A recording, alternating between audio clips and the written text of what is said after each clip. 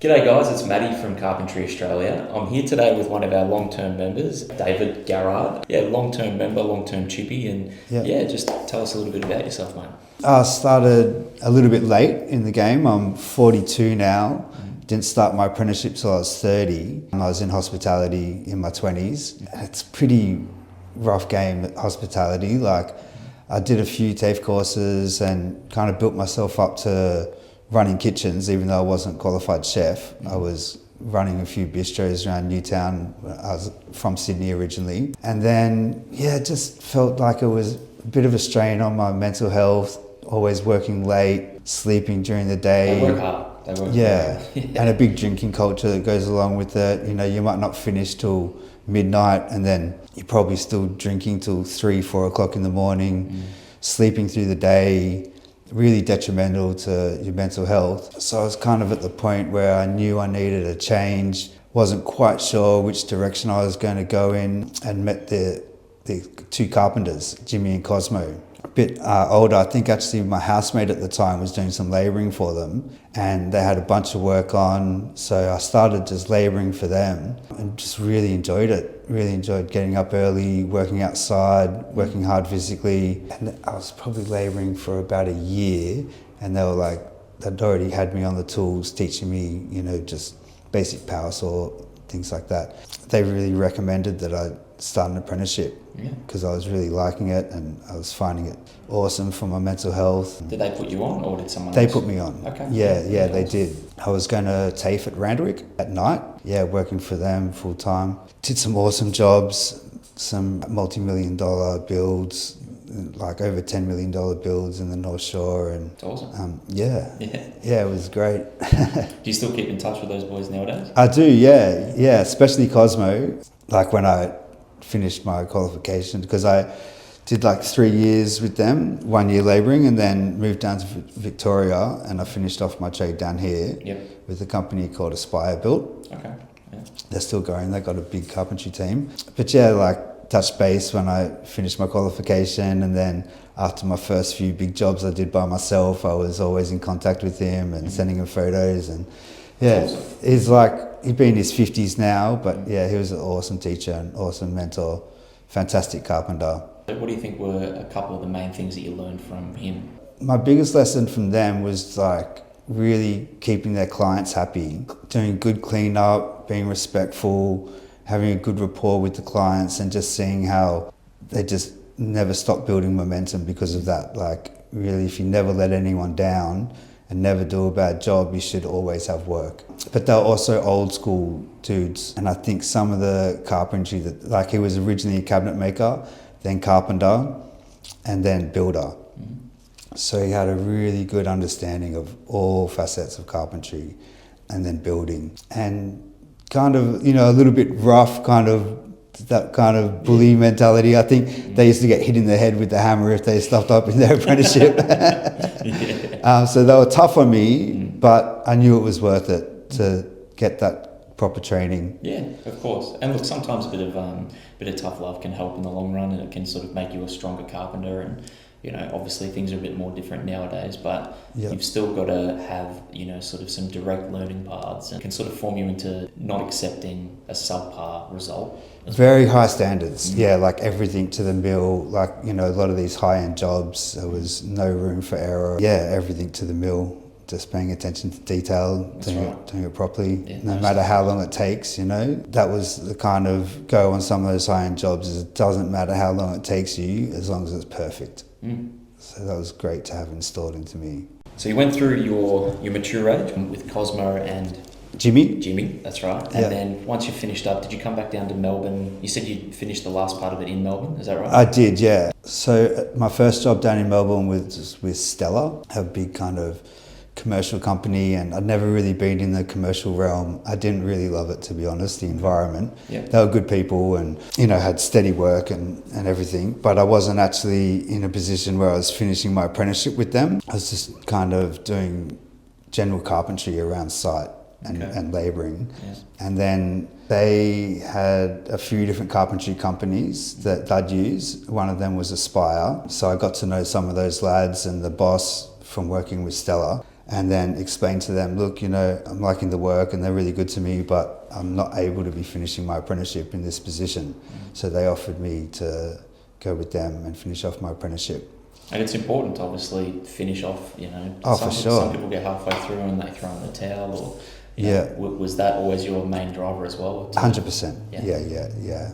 I mean, seeing the way Cosmo and Jimmy operated, that was my end goal, that's what I really wanted to do. So ended up finishing off with Aspire and a private organisation, which they were good, but I do think that the old school TAFE teaching, which is becoming more rare these days, was a lot more hands-on and a lot more thorough in your learning, Yeah, definitely. It's a lot more hours, but I think it makes a better carpenter in the long run. Yeah. I think there's some people that really swear by on-site training, and then there's the flip side of the coin where you'll never get the same kind of experience unless you go to TAFE and spend the time in the classroom and sort of do the prac work and learn off your peers and stuff as well. Like I'm a big believer in trade school education and stuff as well. Yeah, definitely. They could use a little bit of a reform, and maybe they could use a little bit of help with sort of how they teach their units. But I think as a whole, you usually get a much higher quality sort of chippy that comes out of that stuff. Yeah, I believe so too. Yeah. I mean, they were a good organisation, but it was like from going to TAFE 2 nights a week to having like one afternoon off to do your bookwork. And then every few weeks, one of the teachers would come in and just check up on your paperwork. So, if you had questions while you were doing your schoolwork, you had to go and kind of ask one of the carpenters that were busy working. I was quite self-motivated and quite good with the bookwork, but for some of the lads it was really hard. Like some of the younger fellas I'd see when the teacher came and just be like, wrong, try again. I did pretty well with it. I think, after a year, he signed me off. And then what happened next? So once you got signed off, how long did you sort of work within that, or did you start subbing straight away? I started subbing straight away, actually. I had in Noble Park for a builder called Peter. I think his company was Pinnacle. And I mean, it was a big commute for me, going out to Noble Park every day. Were you still in Brunswick? I was in Brunswick, yeah. So it was quite a big drive. But probably a couple of months with him, and then was kind of keen to try and start doing my own thing. And to start that off, initially I was going through Airtasker. Well, it was good to find clients, but they take a pretty considerable cut. It was like 20%. Ooh. Yeah. That can sting. Yeah, and when there's a bunch of other carpenters trying to get their quote through, basically you have to get your quote through to exchange information. So they have to accept your quote, and then you can get their phone number and address and start the proper rapport. But 20% is massive, you know what I mean? After your materials, that might be your profit margin, It's huge, yeah. So like it was really hard. I mean, generally I met good people and you could have a discussion. And, like if it's going to be more or less, you kind of do what you assign to Airtasker through Airtasker and then just privately invoice. But I met a builder out in, even further than Noble Park, out in Cape Schanck in the peninsula. Yeah, okay. Yeah. Ages away. Ages away. But I camped at Rosebud. Oh, really? Yeah, for a few weeks, and helped with this beautiful build out in Cape Schanck, like looking over one side of the golf course, the other side was the ocean, right on top of the headland. It was really cool. And then, just kept on getting new clients, doing little jobs here and there, if it was a fence or a deck or this, that, and the other. Ended up getting really good reviews and having a 5-star rating, so it was kind of easy to get work. And then it just kind of organically built from there. Those clients would tell their friends and family. They'd get me back to do private jobs without Airtasker, and without losing all that money to Airtasker.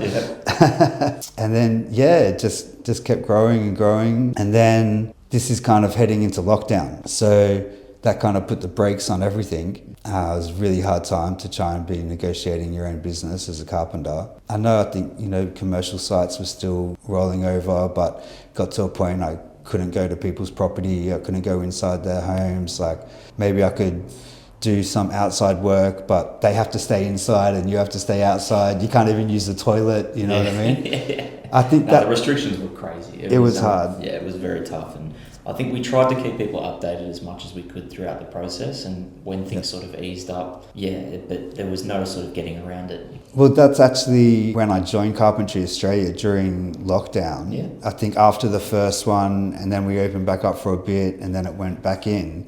And you probably remember the rules were chopping and changing week to week. Yeah. It was really hard trying to navigate the government websites. And I think I was following you on Instagram, and I see that you were doing updates.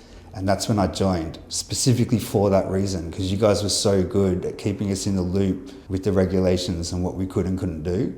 I think you were emailing like... It was like every few days. Yeah, every few days. Yeah. It was like really, really helpful for me. So yeah, that's when I started with you guys. And I was in the middle of a pretty major renovation in Northcote. Some days you'd get there and the neighbours would be like, oh, we just heard on the radio, you can't be here. And everyone had their own opinion, this and that. And some trades were coming, some trades weren't. And then the vaccine rollout, pretty full on. And like my Sparky, anti-vax, so then he couldn't come to the property, and me and my carpenter Tammy, we went out and got vaccine, did the right thing, we wanted to keep working, and then we'd have to shut down for a week or two, still paying the scaffold cost and everything. It was so stop-start. It was. I don't know how anyone really survived it. It was brutal.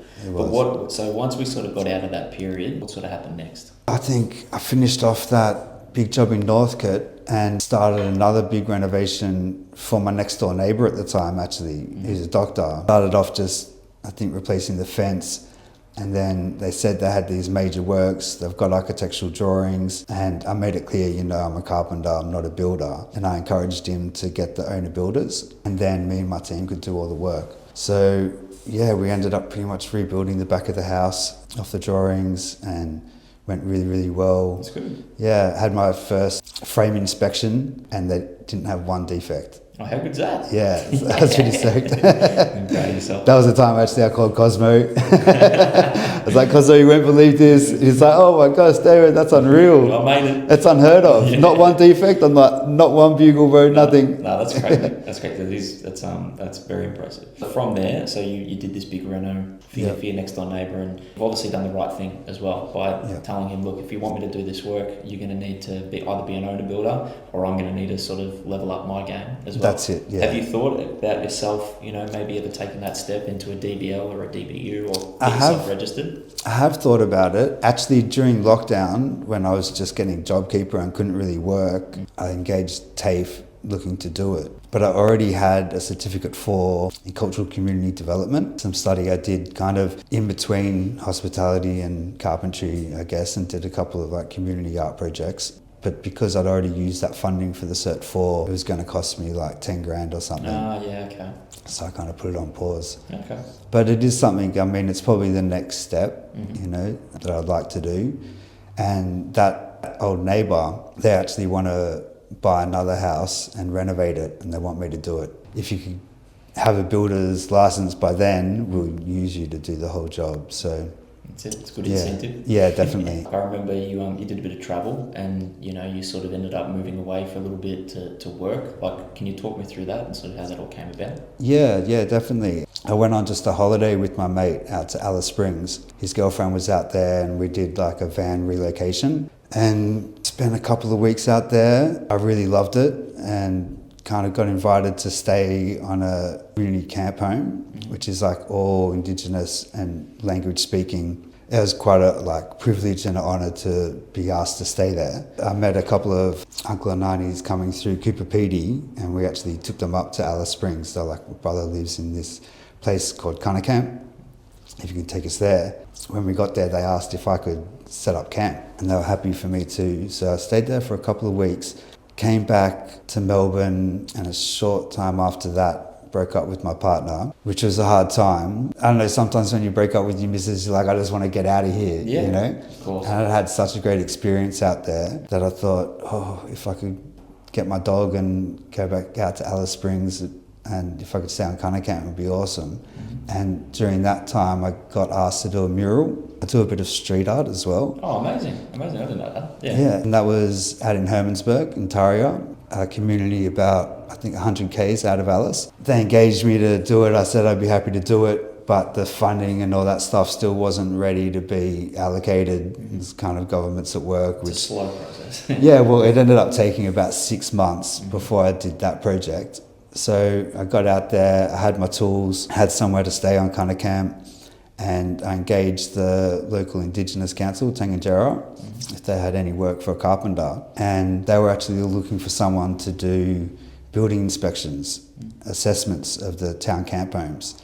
There's like 15 town camps around Alice Springs, about 300 houses. I think they were obligated to have these inspections done by the end of the year, and they'd done like 13 out of the 283 or something. Okay, yeah. So there was a lot of work to be done, and I got that position and went about doing that, which was really unreal. Would you do the inspection and then sort of do any sort of other work that needed to be done, or make recommendations for what needed to happen? Yeah, definitely. So I'd allocate other trades if they're outside of my trade, but if there were carpentry things that I could do. It was a lot of bureaucracy and a lot of red tape to kind of get things happening. But if I put down in the form that someone was like urgent or needed doing immediately, I could do it. So I made that a real priority in my inspections. Like, these forms were so intense. It was like every single item in the house, you had to give a rating of 1 to 5. And I think, like 700 different items or something like that. Really thorough, yeah. But anything that, like if your entry door wasn't closable or, was not functioning, I saw that, like a safety risk. You need to be able to lock your home. So I could just go and replace the door. Windows are broken, I'd fix the windows. I would have liked to do more, but I made it a real priority in my inspection to be like, let me know what you need fixed. And for a lot of these people, they were like, we've been asking for years to have certain things fixed, and there's just, so much bureaucracy behind it. Yeah, it just never happens. Never happens. Yeah. So I made that a real point to try and do as much as I could. And I think that gave me a good kind of reputation around town, because people like David's coming, he's not just filling out the form, he's actually getting things done, Cares. Yeah. And, because I was living on town camp, so I knew what it was like. What was it like up there for, someone coming from, Sydney and Melbourne to then go and live in, an Indigenous community and be in and amongst it? Did they welcome you with open arms? And definitely, yeah. I've heard so many great stories come out of Alice Springs and sort of the surrounding communities that they've got there. But what was it like for you? It was awesome. For me, it was really beautiful community and really great to see that and learn about the culture, so rich, and I was learning language, I was learning Pinjara. I got the dictionary so I could, because they're all speaking language as their first language. English is a second language for everyone in these communities. So I think even just knowing a few words and it showed to them that I was interested about the culture and learning about the culture. But coming from the city, like I've lived in places where there's massive Indigenous communities like Redfern and Waterloo. I had an Aboriginal partner for many years, and lots of my best friends were Koori back in Sydney. But you don't really see that culture alive like it is out in the desert, where they're still doing their practices and still passing on the language to their kids, and like even just being shown how to cook kangaroo tails and goanna, and they'd take me up the mountain to find minkelbar. It's like the native tobacco plant. Oh yeah. It's really awesome, Got up the top of the mountain, there's like wedge-tailed eagles and rock wallabies. There'd be nothing like that, to be honest, You don't see any of that stuff down here. No, never. It just doesn't exist. Not at all.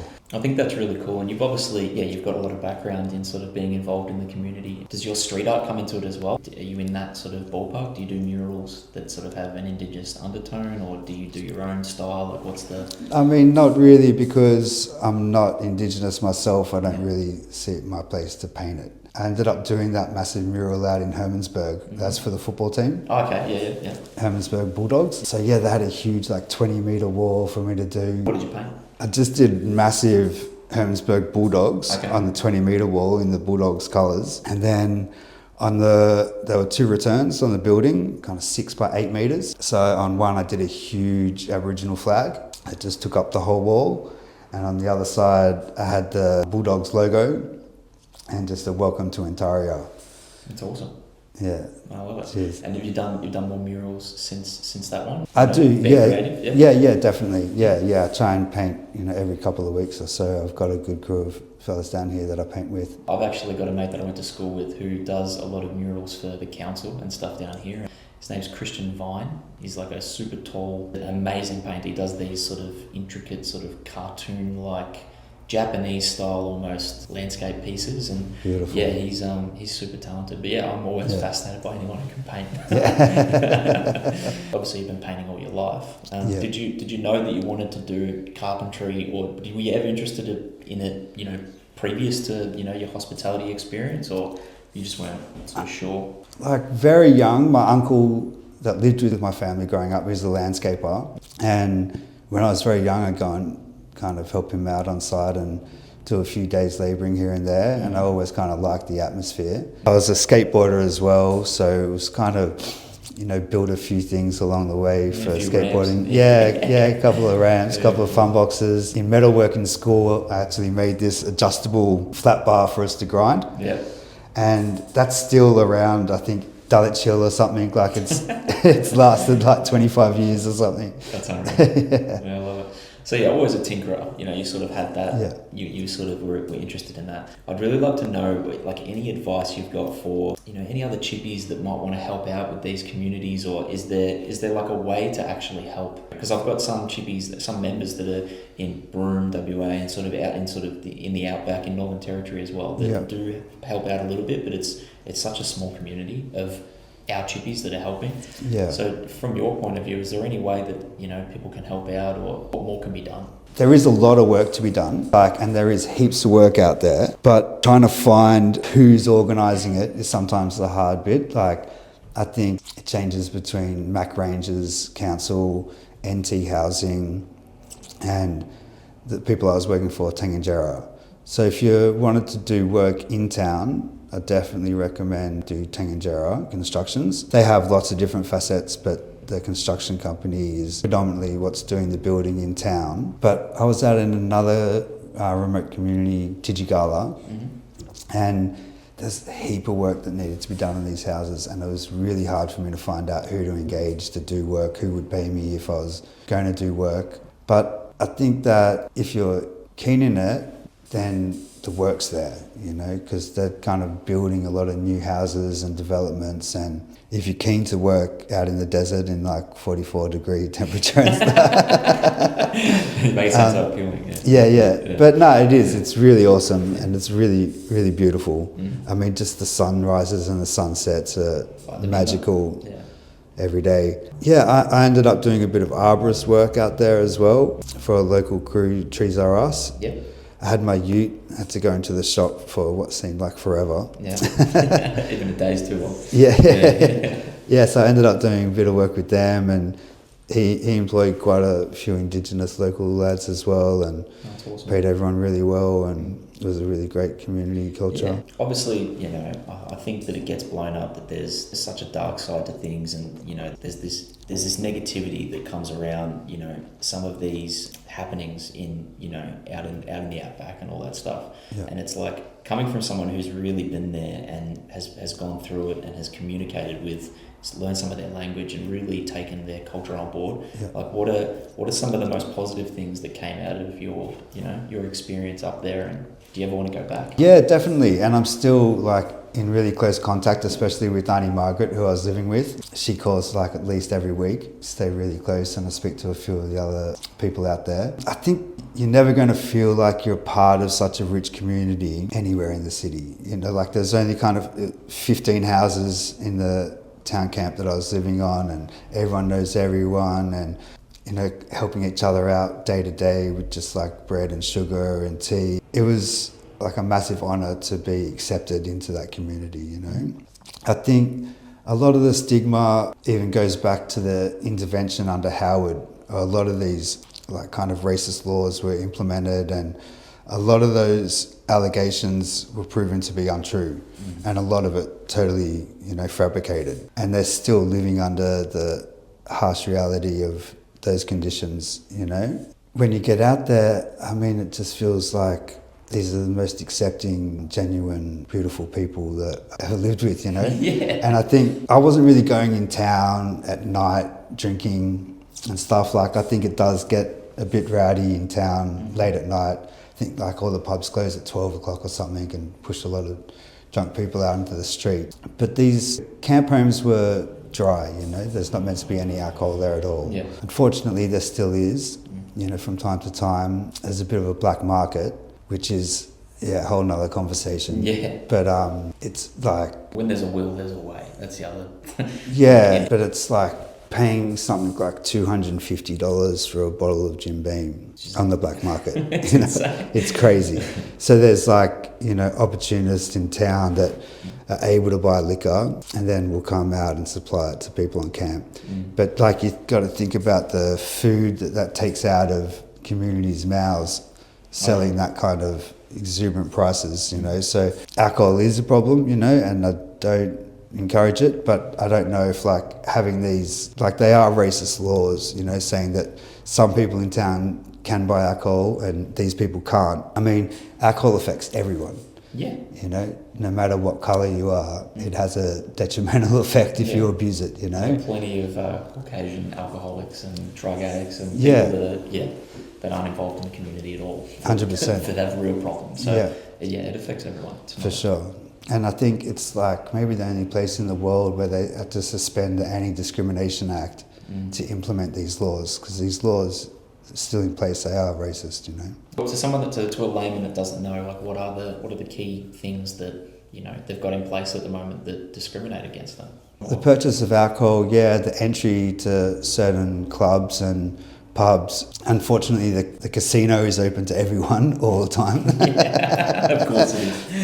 The bastards. Is there a casino in Alice? There is, What's the name of the... It's not Crown or anything up there. Oh, it'd be... I feel like it is a Crown. Maybe it is, okay. Possibly, yeah. That's insane. Yeah, it is. So the one place it shouldn't be. Yeah. Okay. Yeah, and that's kind of open to everyone. Gambling's a bit of an issue for community, for sure. It's a really good point you bring up as well. We're actually working at the moment with some of our mental health support systems, and we do a little bit of work with TX, which is a conversation starter, and they do these sort of branded t-shirts that are a little bit funky. They get some cool colours and stuff on it, and it's just to bring awareness to, you know, the amount of mental health issues that happen within the construction industry. Yeah. And that's also parlays into like gambling issues and stuff as well, because there's mental health issues within construction, there's drug and alcohol problems, and then there's also gambling. That's a big sort of prevalent thing within sort of young tradies. For sure. I think now it's all on the phone. People are just betting on everything all the time. They are. And look, we're doing whatever we can to try and put some protections in place for young chippies and try and lead them down the right path, because gambling can be a real problem. And like, I know when I was younger, like we'd go, a night out would be a night at Crown, or we'd go to the pub and people would be putting bets on trackside, you know, on the horses, and you didn't know that it was a problem until a couple of your mates have lost their whole paycheck and they're stressed, and there's all of these things. But, you know, coming back to Melbourne, and like you said, you've been here for just over 12 months now after being away, is that right? Yep. So but what are some of the things that you've noticed have shifted within the industry, you know, as being someone who's been in it for a little while now? It's hard to say, because I'm not like so engaged with as many builders as I was before I went away. For me, I think the stress of the cost of living is making it hard for a lot of my clients to do the works that they want to do. You know, a lot of people are a little bit tighter in the pocket at the moment. Like, I've got a few mates that own homes, and, you know, I do works here and there for them, but then when the interest rates go up and the cost of living is so tight, it's really hard for them to move forward with the projects that they want to do. So I've had to, you know, most of my clients are kind of doctors or lawyers or people with, you know, a bit more of a cash flow. Yeah. So we've found that everywhere, that pockets have tightened up, and people aren't sort of spending as freely on renovations and extensions as they once were. And we think that with some of these rate cuts that, you know, maybe people have got a little bit more money in their pocket, but then everything's still expensive, you know. Yeah, it's true. It's like $6 for a bottle of milk, and, you know, it's kind of wild. That's the other thing. Like, when you were living up in Alice, did you see that were even some of the essentials expensive as well? Definitely. Like, and especially out on the more remote communities. Like, I I stayed out in Tijigala for quite a few weeks, and there's just one little store, and yeah, things are really expensive. Something that I'd say is one of the hardest challenges is just keeping the power on. So in those remote communities, as well as all the town camps, they have to top up power as they go. So in Tijigala, you had to actually get a card from this one little shop, like $50, and physically put it in your outlet to get the power going. Yeah, right. But the second that runs out, It's off. It's off. Yeah. You can put a code in which gives you $5, which might last in winter, just a few hours. Yeah, not long. Yeah, it's amazing how quick it would go. And we were on Cunna Camp, we were 15 minutes south of town. And when the power went out, you can't do it over the phone or over the internet. And when I didn't have my ute, I'd have to get a taxi to and from town. There's no Ubers out there. Expensive. Yeah, $35 each way. So to get the power on that might only last for a week, it'd cost me $110. Yeah. And I always did it because that was part of my way of contributing for them letting me live there. But yeah, I couldn't believe how much money I was spending on the power. It might be $150 for 3 months in the city, but it's very hard to get it turned off. You probably have 6 months of warning letters kind of thing. They want to keep charging you. That's the thing. Yeah. So to think that the second that you run out of money, it's out. And if you don't have money or don't have access to transport, or even in Tijigala over Christmas and New Year's, that one little store is closed. So I actually got out there on Christmas Day, and a huge proportion of the community didn't have power. Jeez. So you got to think all the food in your fridge going off. It's 44 degrees, you can't use the aircon. It's really tough. Yeah. And a bit backwards, I think. Yeah. It feels like you're in the 80s, you know what I mean? Yeah, that's, I've never heard of that as well. And I've sort of done a little bit of research on it. I didn't know that they had to buy their power it's almost like a prepaid. Exactly like an old prepaid phone. Yeah. So yeah, that was pretty full on. What about for the carpentry side of things? So you've come back, you've got the private jobs and stuff that you're doing now. You've got a few clients that you're working for, and some high-end people. Have you got any advice for sort of anyone who might be a little bit further along? Because we've got plenty of people who are, maybe want to step into a mature age apprenticeship, or maybe want to get into a trade later in life. Yeah. What advice have you got for them? Coming from someone like yourself. Well, my uncle used to say is work hard and be a smart ass. But I think being able to, have a laugh on site and build a good rapport with the people that you're working with is really important. And just treat your clients really, really well. Go above and beyond.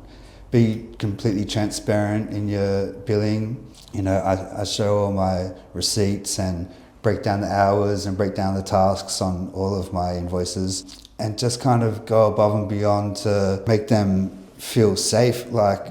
You have to think there's not many industries where people kind of just give you the keys to their home and you go in and out of their houses, and their children and pets are there. It's actually quite a big... It's an intimate thing, really. It is, it really is, which I can't compare to many other industries.